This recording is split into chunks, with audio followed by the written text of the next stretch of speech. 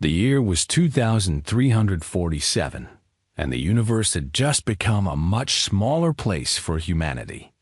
3 weeks ago, a massive ship had appeared in Earth's orbit.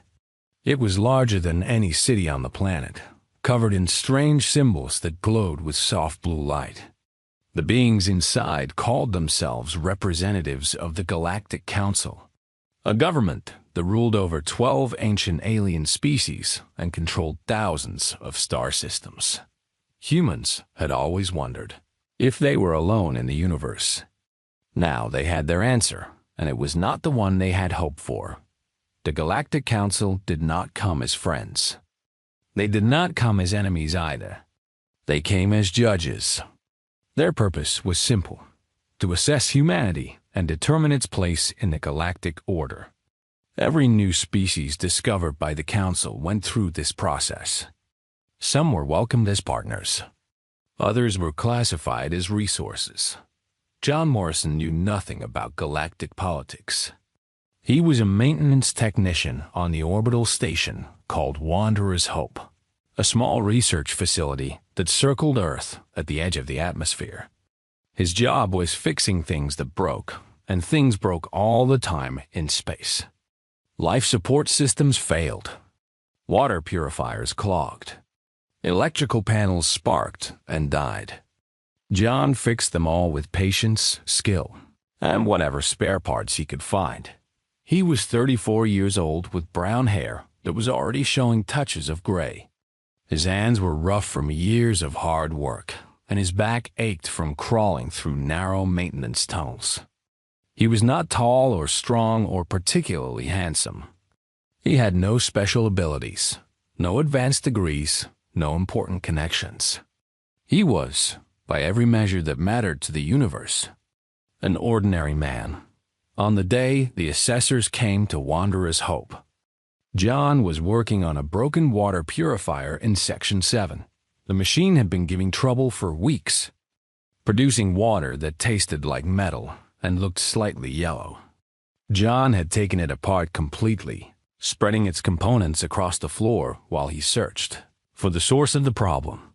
He heard the commotion before he saw anything. Voices echoed through the corridors, some human and nervous, others strange and clicking.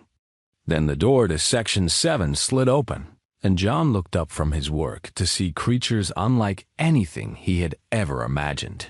The Larthi were tall and thin, their bodies made of something that looked like living crystal.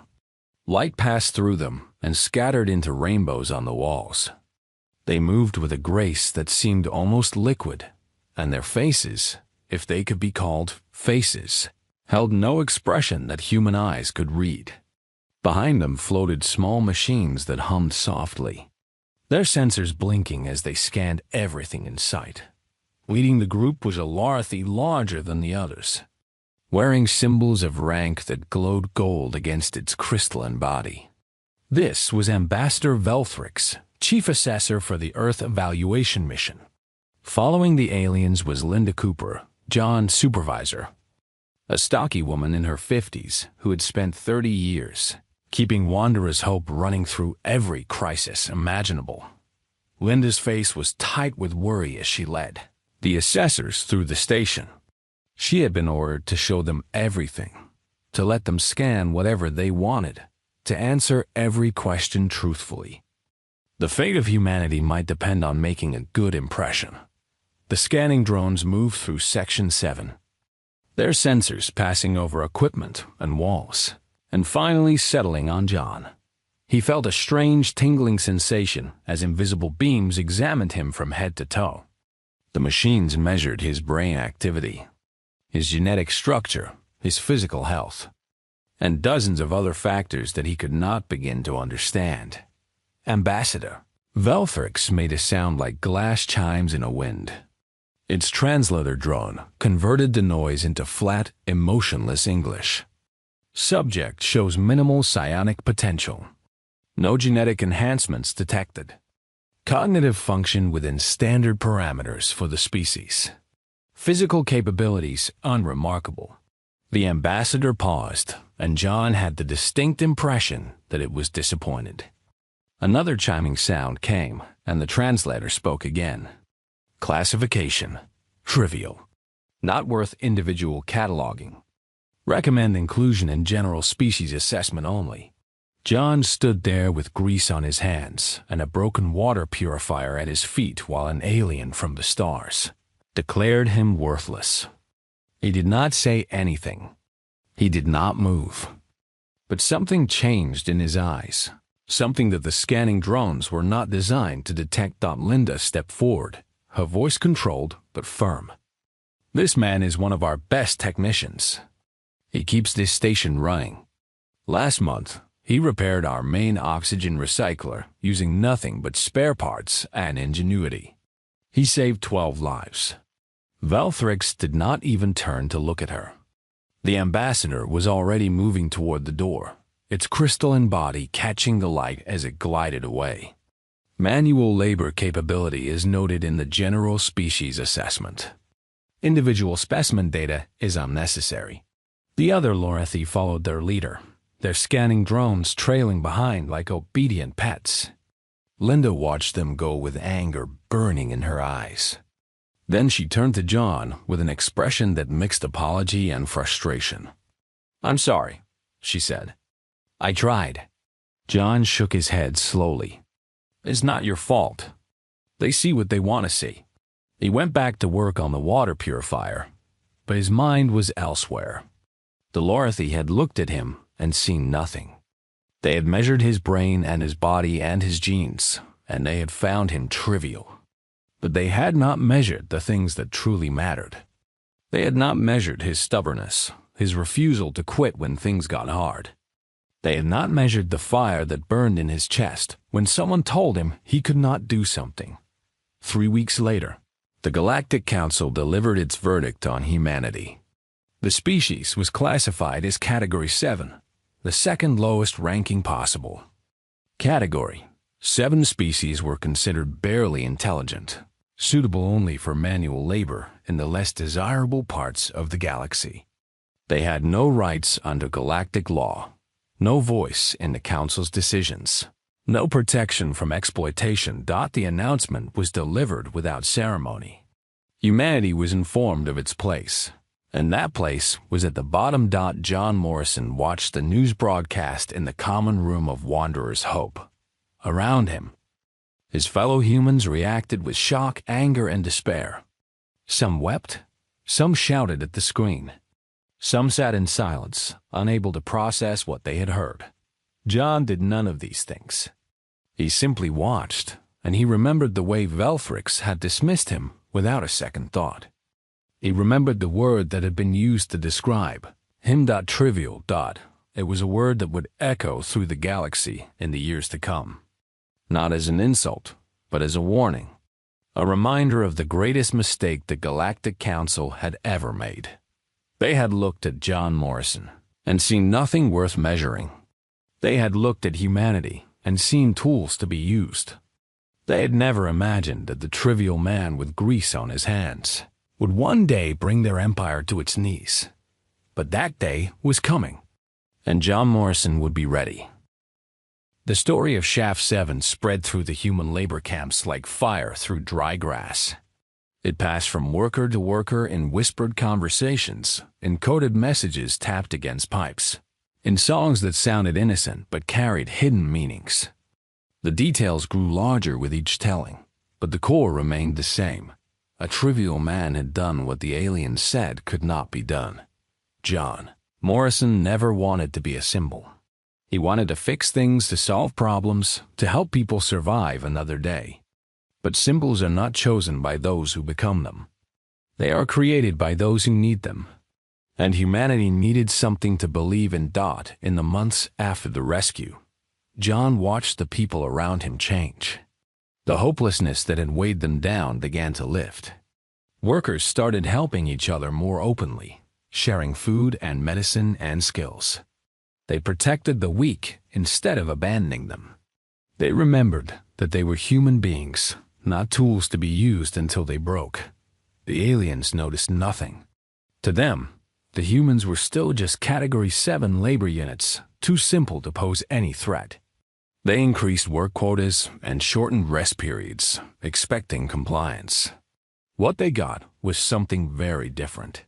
The resistance began with small acts of defiance. A machine would break at just the wrong moment, delaying production for hours. A shipment of processed ore would go missing, only to reappear weeks later in a camp that desperately needed resources. Guards would find their equipment malfunctioning in ways that seemed random but were carefully planned. John organized it all from the shadows. He never gave orders or made speeches. He simply talked to people, learned what they could do, and connected them with others who needed their skills. He remembered every name, every face, every story. Each person was a thread, and John was weaving them into something larger. Danny Reeves became his right hand. The former pilot had a gift for planning operations that required speed and precision. He trained young workers to move through the mine tunnels without being seen, to carry messages across dangerous territory, to disappear when guards came looking. Maria Santos built a network of healers and scientists. She taught people to make medicine from mining chemicals, to treat injuries without proper equipment, to keep each other alive when the aliens would have let them die. Her calm voice and steady hands saved hundreds of lives. Pete Hawkins, despite his age, became the architect of their technical operations. He knew machines the way other people knew their own families. Under his guidance, workers learned to sabotage equipment in ways that looked like accidents, too. Steal supplies without leaving traces, to build hidden spaces where people could meet and plan. New allies joined the cause every week. Katie Brennan arrived on a transport ship 6 months after the Shaft 7 rescue. She was 28 years old and had worked as a computer programmer on Earth before the conscription. Within days of her arrival, she had figured out how to access the alien computer systems that controlled the labor camps. The security was strong, but it had one fatal weakness. It was designed to stop other aliens, not humans. No one had ever imagined that a Category 7 species could understand their technology. Katie's brother Nick came on the same transport. He was older, quieter, and had spent his career in logistics, moving supplies and people across vast distances. He looked at the alien shipping schedules and saw patterns that others missed. Soon, he could predict when transports would arrive, what they would carry, and how they could be used. Sam Ortega was a young man who rarely spoke but possessed a brilliant mind for chemistry. He had been a college student before the conscription, studying to become a researcher. In the mines, he found a new purpose. He learned to create everything, from explosives to antibiotics, using the raw materials around him. His workshop was hidden deep in an abandoned tunnel, filled with bubbling containers and strange smells. The network grew across star systems. Human workers in different camps found ways to communicate with each other, passing messages through. Supply transports and sympathetic aliens who had begun to question the Council's cruelty. What had started as a small group of survivors became something much larger. A web of connections spanning 17 star systems. John never stopped fixing things. He still repaired machines and unclogged pipes and solved the small problems that kept people alive. But now he also fixed something bigger. He fixed broken spirits and lost hope. He helped people remember who they were. The Galactic Council sent investigators to determine why productivity had dropped across human-worked facilities. They found nothing suspicious. The humans smiled at them, answered their questions politely, and worked their shifts like obedient tools. The investigators filed reports saying that Category 7 species were simply less efficient than hoped, and recommended acquiring more workers to compensate. They never suspected what was growing beneath the surface. The breaking point came without warning. John received a message from Katie, her face pale on the small screen she had built from stolen parts. They're planning something called the Reduction Protocol. I found it in their communications. They want to eliminate 30% of the human workforce across all facilities. John felt cold spread through his chest. Eliminate how? They're not going to ship them back to Earth. They're going to. She could not finish the sentence. He understood. The council had decided that humans were dying too slowly.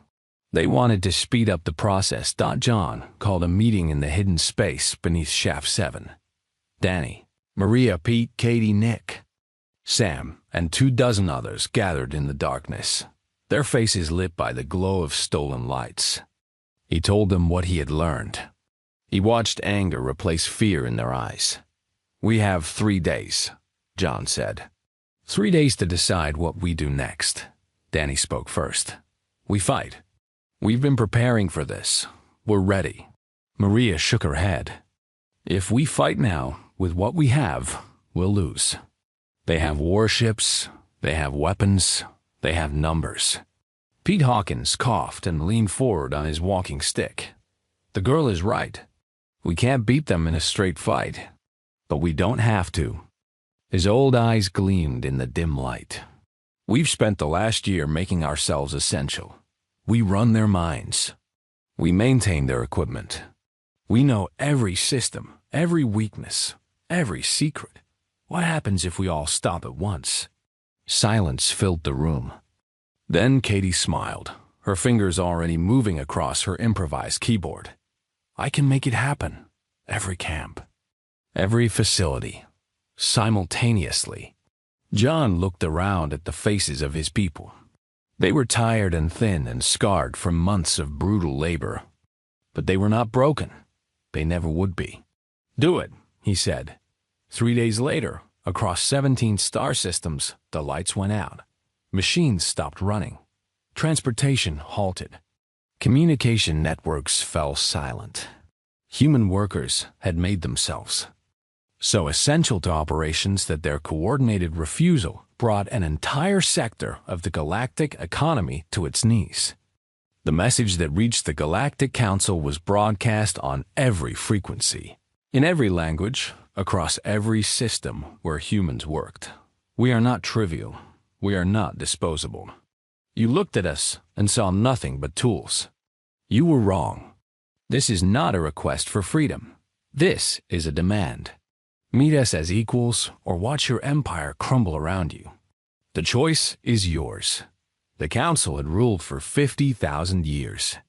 They had conquered species and crushed rebellions and built an empire that spanned the galaxy. No one had ever spoken to them this way. No one had ever dared. They did not know it yet, but their reign was ending. A trivial man from a trivial species had just changed the course of history, and he was only getting started.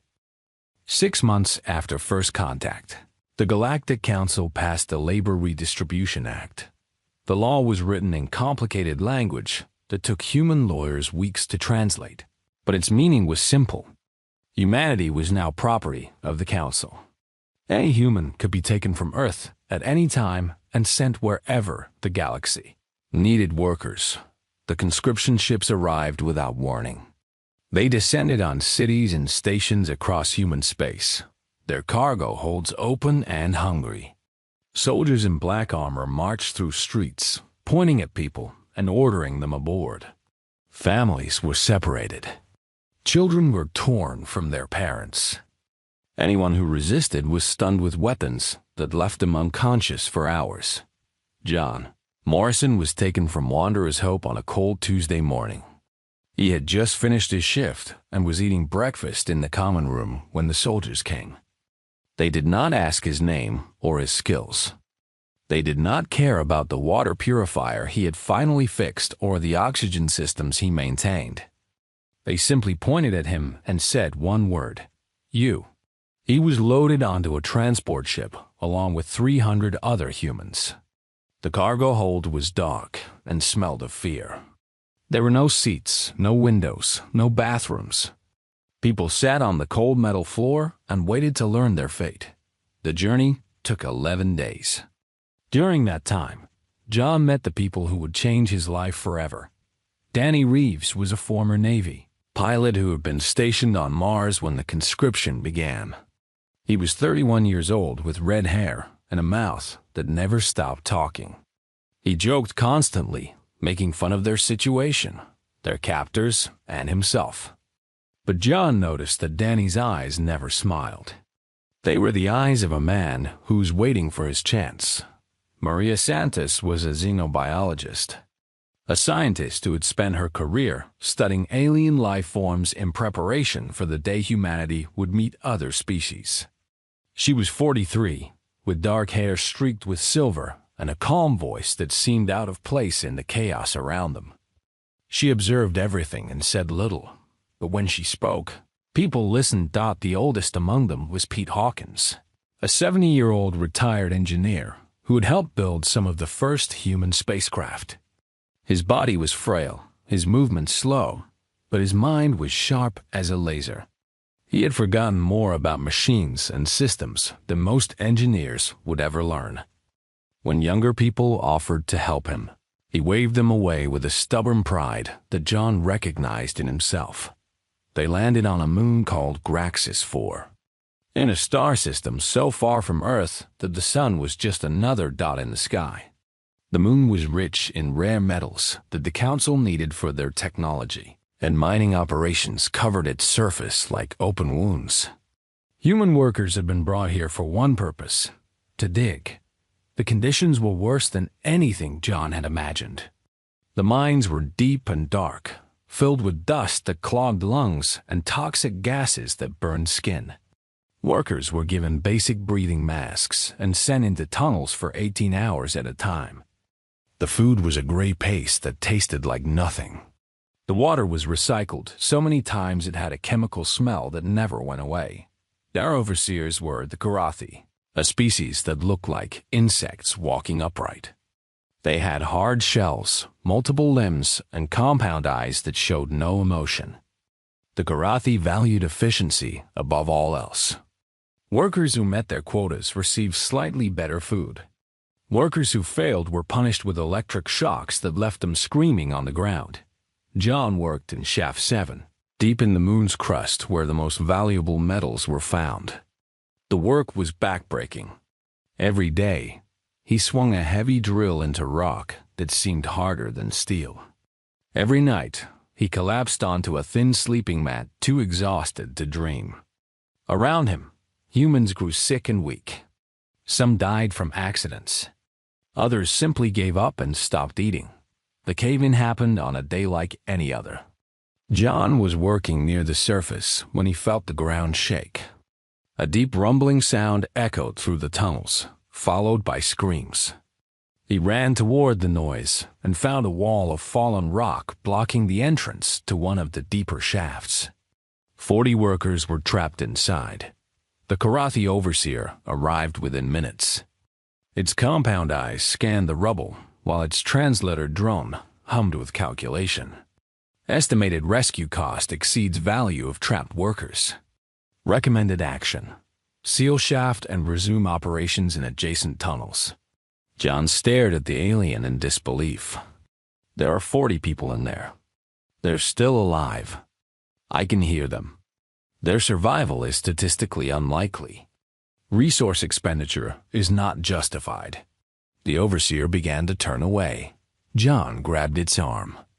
The shell was cold and hard under his fingers. We're going to save them.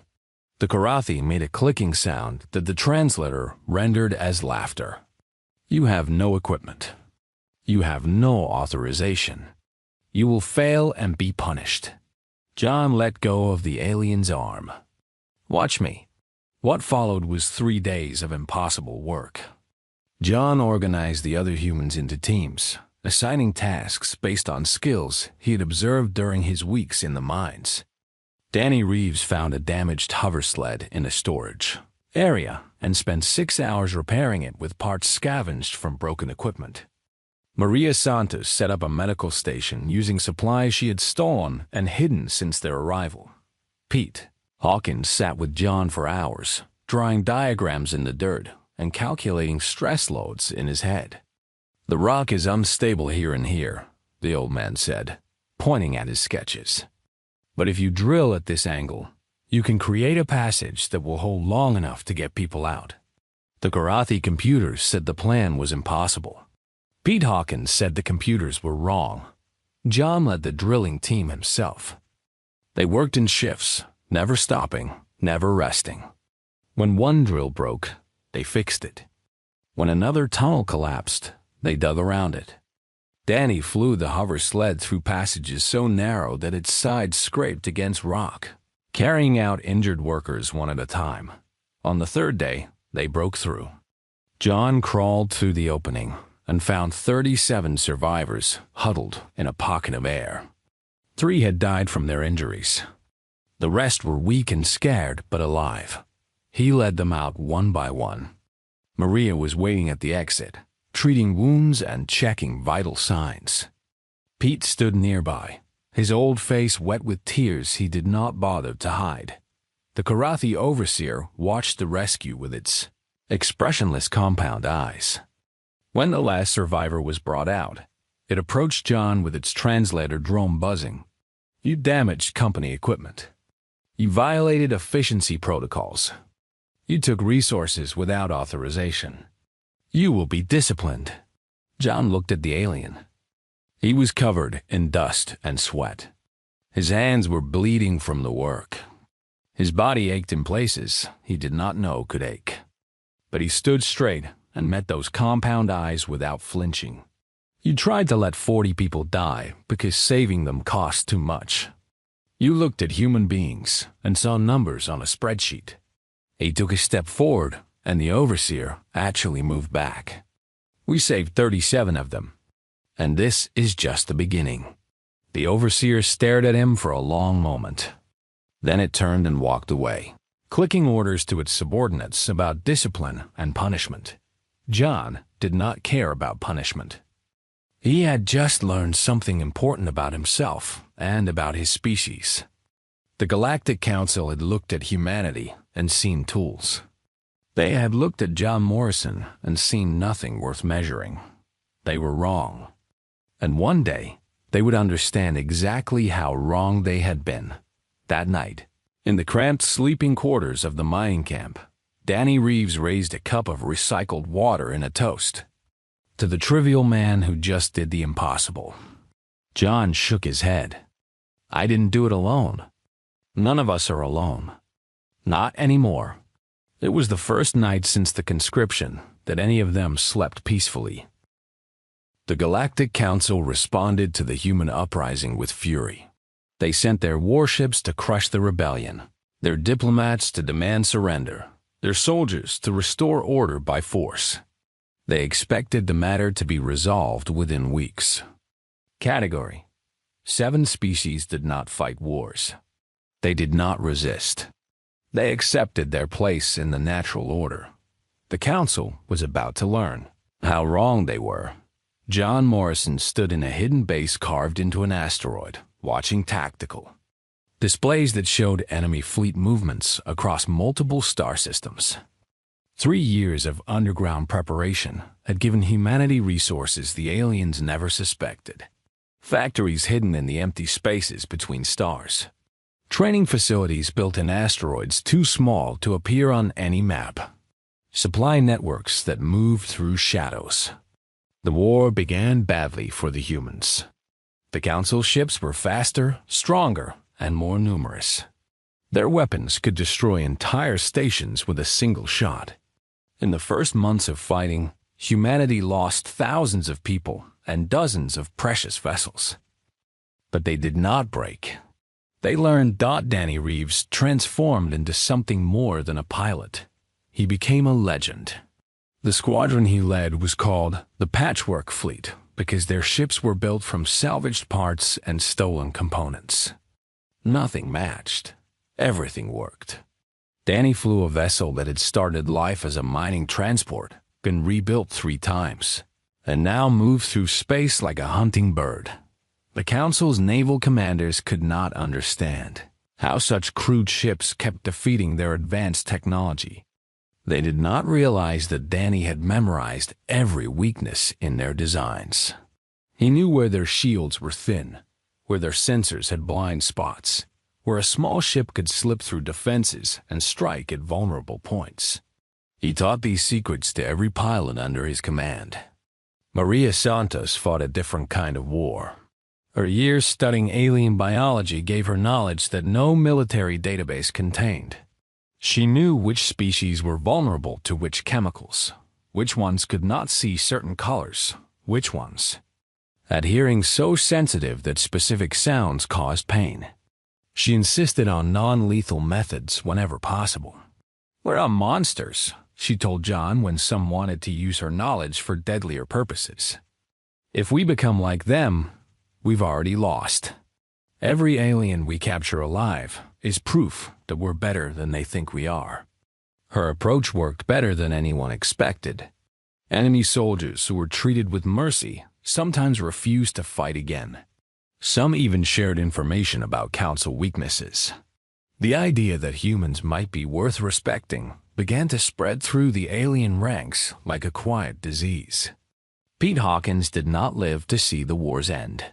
He died peacefully in his sleep during the 3rd year of fighting, surrounded by the people he had helped save. His body was old and worn out, but his mind had remained sharp until his final breath. The night before he died, he called John to his bedside. "You know why we're going to win?" the old man asked, his voice barely a whisper. John shook his head. "Because we can imagine what we want to be. They can only imagine what they already are. That's the difference. That's what they never measured." Pete smiled and closed his eyes. "Make them understand, son. Make them see." John wept at his memorial. He was not ashamed of his tears. Pete deserved every one of them. Katie Brennan became the ghost in the Council's machines. Her understanding of their computer systems grew deeper with each passing month. She planted hidden programs in their networks, creating backdoors that would stay dormant until a perfect moment. She could read their communications, predict their strategies, and sometimes even control their equipment. The Council's security experts searched for the source of their problems, but found nothing. They could not believe that a human was outsmarting their technology. Nick Brennan coordinated the logistics of an impossible war. He moved supplies and people across vast distances without the enemy ever knowing. His networks fed the resistance, armed the fighters, and evacuated civilians from danger zones. He rarely slept, rarely ate, and never complained. When John thanked him, Nick just shrugged. "This is what I do. I move things where they need to go." Sam Ortega's chemistry knowledge saved lives daily. He developed medicines that worked better than anything the aliens had.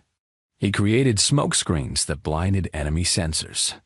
He designed explosives that could disable warships without killing their crews.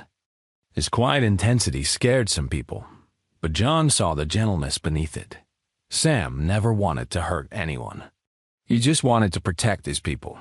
The turning point came at Vareth Prime, a planet that served as the headquarters for the Council's combined military forces. The aliens had gathered their largest fleet in history. 10,000 warships, enough firepower to destroy entire worlds. They planned to crush the human rebellion in a single overwhelming attack. John Morrison arrived with fewer than 800 vessels. Most were converted freighters, mining ships, and transports that had been modified for combat. They looked pitiful compared to the gleaming armada that faced them. Admiral Kethroll, commander of the Council fleet, sent a message offering surrender terms. If the humans laid down their weapons immediately, only the leaders would be executed. The rest would be returned to labor camps. John's response was brief. "We decline." The Admiral was actually amused. His species communicated emotion through color changes, and his skin shifted to a shade that indicated contempt mixed with pity. He ordered his fleet to advance. That was when Katie Brennan activated her programs. 70% of the Council fleet lost power simultaneously. Navigation systems failed. Weapons went offline.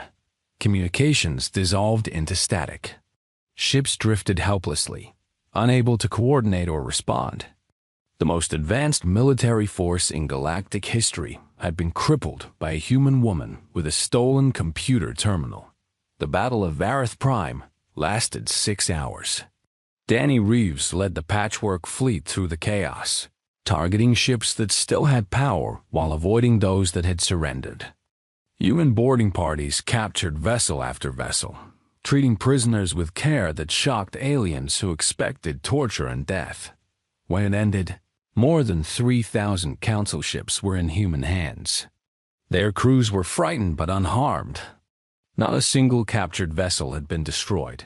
Admiral Kethril was brought before John Morrison on the bridge of his own flagship. The alien's skin had turned a color that indicated deep confusion. "Why did you spare us? We would have killed you all." John looked at the Admiral with tired eyes. "I know. That's the difference between us. We want to prove that we're worth more than you thought. Killing you would just prove that we're exactly what you expected." The Admiral stared at him for a long moment. "What do you want?" "We want what you never offered us. A choice, a voice, a place at the table where decisions are made." John stepped closer to the alien commander. "The Council has ruled for 50,000 years. That ends now. But what comes next doesn't have to be built on blood. It can be built on something better." Kethril shifted through several emotions that John could not identify. Finally, they settled on something that might have been respect. "You are not what we were told," the Admiral said. John smiled without humor. "We never were. You just didn't bother to look." News of the victory spread across the galaxy within hours. The Galactic Council, the undefeatable rulers of known space, had been humiliated by a species they had classified as barely intelligent. The foundations of their power began to crack as other species started to question whether the Council truly deserved its authority. The war was not over. More battles would follow, more lives would be lost, more sacrifices would be made. But something fundamental had changed. Humanity was no longer a resource to be exploited. It was a force to be reckoned with. And John Morrison, the trivial man who had started it all, was ready for whatever came next. The Great Hall of the Galactic Council had stood for 50,000 years. Its walls were made of stone, brought from 12 different homeworlds, each piece representing one of the founding species. Its ceiling soared so high that clouds sometimes formed beneath it. Its floors had been walked by emperors and generals, scientists and artists.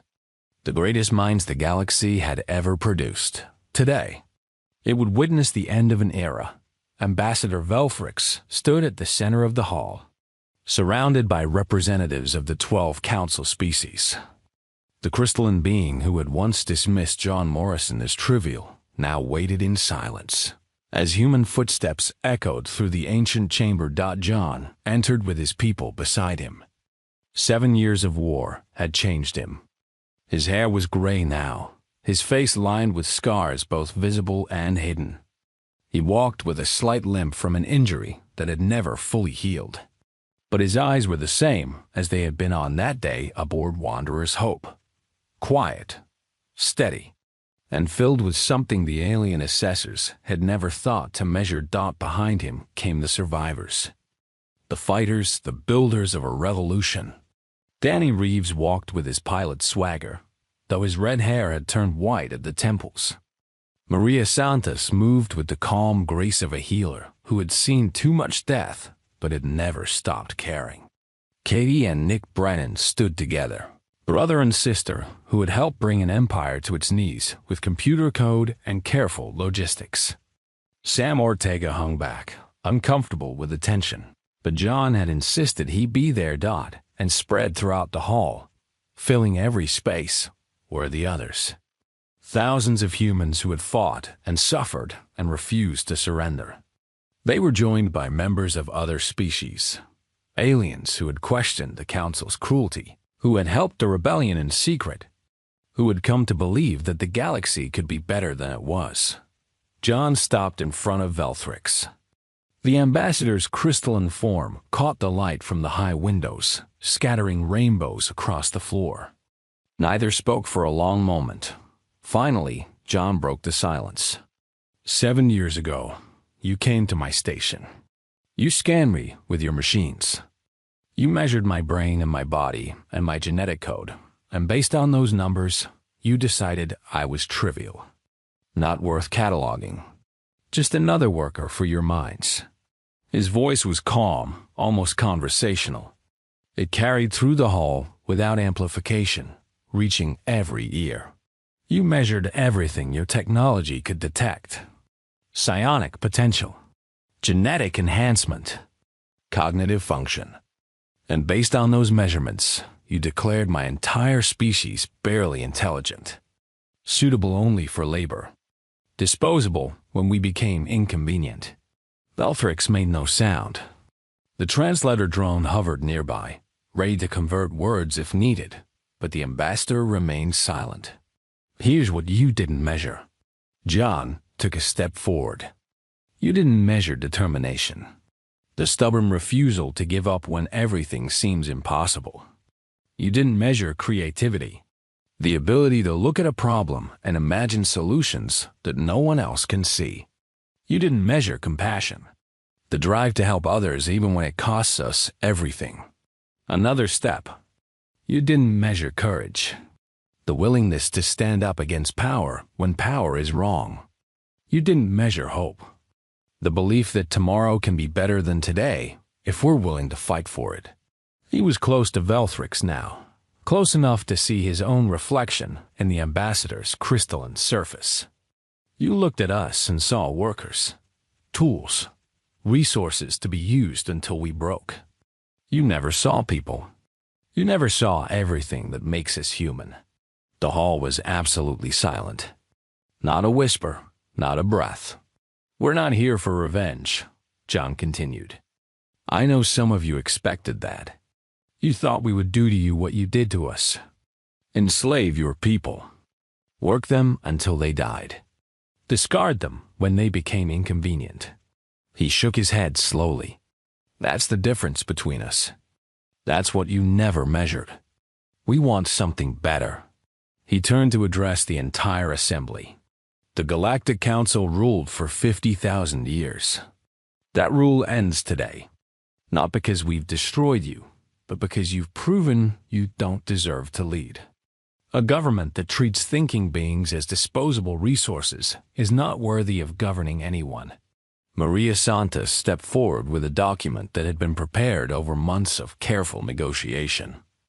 In place of the Council, we propose a new governing body, the Allied Species Assembly. Every sentient species in the galaxy will have an equal voice. Every world will have representation. No one will ever be classified as trivial again. She handed the document to Velthrix. The ambassador's crystalline fingers touched the paper with something that might have been hesitation. The labor camps will close, John said. Every human held against their will returns home. Reparations will be paid. Not because we demand them, but because it's right. And humanity takes its place at the table. Not as servants. Not as tools. As partners. One of the council species, a being that looked like a walking tree, spoke through its translator. And if we refuse these terms? John looked at the alien with those quiet eyes. Then we continue fighting. We've proven we can. But that's not what we want. We want peace. We want a galaxy where every species has value. Where no one is disposable. Where the worth of a being is not determined by numbers on a scanner. He paused. We're offering you something you never offered us. A choice. Take it. Be part of something better. Or spend the rest of your existence watching everything you built crumble. The silence stretched on. Council members communicated through private channels, debating, arguing, weighing options. The fate of the galaxy hung in the balance. Finally, Velthrix spoke. The crystalline voice rang through the translator with emotions that were hard to identify. We accept. The Galactic Council dissolves. The Allied Species Assembly will take its place. The sound that rose from the human delegation was not cheering. It was something quieter. Relief, pride, hope. John Morrison nodded once. His face showed no triumph, no satisfaction. Just the quiet determination that had carried him from a broken water purifier on Wanderer's Hope to this moment in the heart of galactic power. Then let's build something worth being part of, he said. 50 years later, a monument stood in the center of New Geneva, capital of the Allied Species Assembly. It was not a statue of any hero or leader. John Morrison had specifically forbidden that. Instead, it was a pillar of black stone, polished until it reflected the stars. The names of the dead were carved into its surface. Every human who had died in the labor camps, every fighter who had fallen in the war, every person who had given their life for a future they would never see dot at the base of the pillar. A simple plaque bore words that had become the motto of a new era. They measured everything except what matters. John Morrison visited the monument on the anniversary of the war's end. He was 93 years old, white-haired and wrinkled, moving slowly with the help of a cane. His children and grandchildren surrounded him. His old friends stood nearby. Danny, Maria, Katie, Nick, and Sam, all aged but still alive. Linda Cooper had passed away 10 years ago, but a granddaughter now served on the Assembly Council. A child tugged at John's sleeve. Grandpa? What was it like? The war? John looked down at the small face, so full of curiosity and innocence. This child would grow up in a galaxy where no species was classified as trivial, where every voice mattered, where the mistakes of the past were remembered so they would never be repeated. It was hard, he said softly. It was the hardest thing any of us ever did, but it was worth it. Every moment of it was worth it. He looked up at the monument, at the names of friends and strangers who had died so that others could live free. He thought of Pete Hawkins, who had never seen the victory he helped create. He thought of all the people who had trusted him, followed him, believed in him when he could barely believe in himself. "We proved something," John said, as much to himself as to the child.